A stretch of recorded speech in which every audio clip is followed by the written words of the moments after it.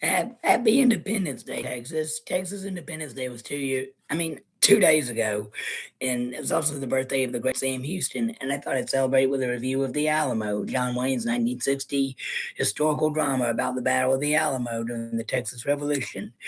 It was a passion project for John Wayne. He originally wanted to play the supporting role of Sam Houston so he'd have more time behind the camera, but MGM said they wanted him in the lead role to market the film better, so he took on the role of not John, Davy Crockett, and he pulled off the role very well. Did Crockett's mannerisms, his legendary heroic figure, very well, and Richard Widmark plays Jim Bowie, and he does a good job in the role of Jim Bowie, the alcoholic knife fighter who joins the revolution, and Lawrence Harvey plays William Barrett Travis, which is kind of his English accent is a bit distracting because he's playing a guy from South Carolina, my home state.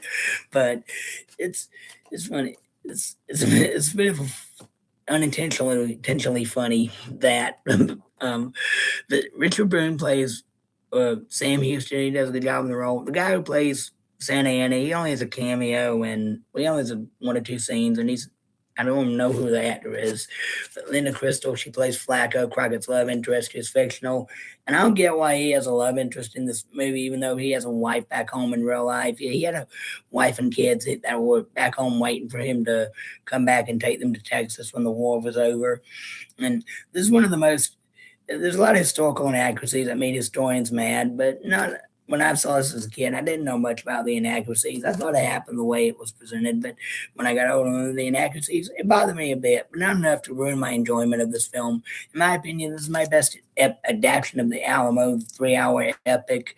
And though this is a 3 hour and 22-minute version, it's the director's cut. You can only find it on video. If you want to get it, it's on Amazon. They haven't done a DVD or Blu-ray transfer of this version. You only have the 164-minute to 240 something minute version on DVD and Blu-ray, which sucks because I wish they could find a print of this movie that works better and transfer it to the Blu-ray, or at least like take a VHS like this and copy the film onto a disc, transfer it onto a disc, and have get Blu-ray copy and DVD copies out on sale. A lot of people who are big movie buffs like me would love to Blu-ray copy of this, but stuff like this is why physical media is so important and why the VHS is so important even today. And there's a lot of stuff you can't find on DVD and Blu-ray that you can find on here that's very rare. And the acting in this movie is great. The cinematography is great. The writing is great. Dialogue delivery by the actors is great.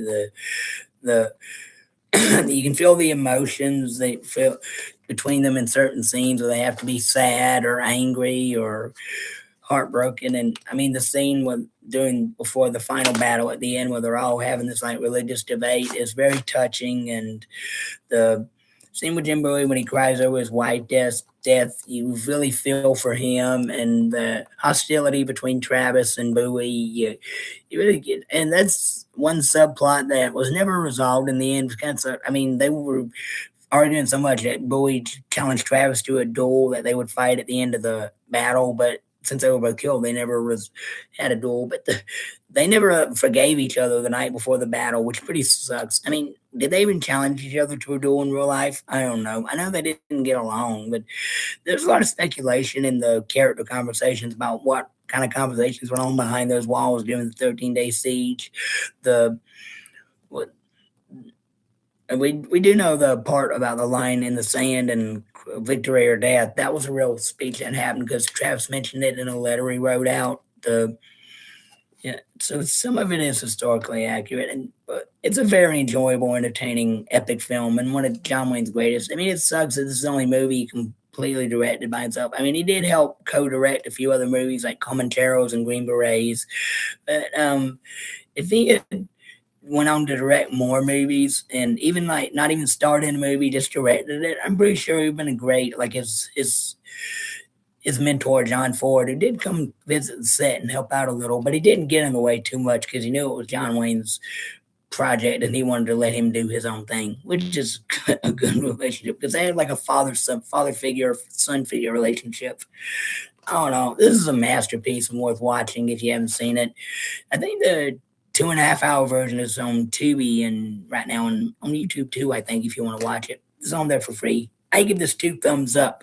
I mean, that's my review. If you like it, please hit the like button, subscribe for more great content. Thank you and God bless you. Bye.